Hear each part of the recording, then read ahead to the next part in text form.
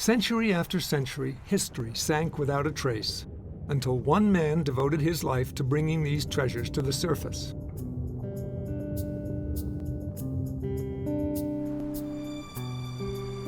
In the 1960s, Teddy's house at Kings Point became the base camp for a brand new field of exploration, underwater archaeology. And Teddy worked with several experts from the Smithsonian Institution, including Mendel, Peterson, Alan Albright, and artist Peter Copeland. Their work was documented by life photographer Peter Stackpole. There was no such thing as underwater archaeology when we started. Those were the three and myself that developed what is now called underwater archaeology.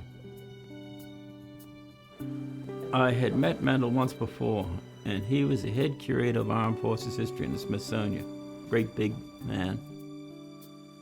Teddy has a very big part to play in the development of underwater archaeology because, first of all, it really didn't exist. People were floating around in the Mediterranean with scuba gear.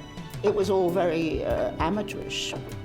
Teddy, meanwhile, was discovering wrecks, and he was trying desperately to record them, both with his own artistic records, where he has enormous ability, and then with the help of Mendel Peterson, who came out and helped him with position fixing within the wreck. And they managed to build up a very good method of recording the structure and getting dimensions and context and position fixes. And Teddy showed that things could be recorded underwater, that they did stay in the same place, that this thing that I had been told about it would all be churned up and it was all a pile of rubbish laying in the mud was not so. It was an enormous step forward.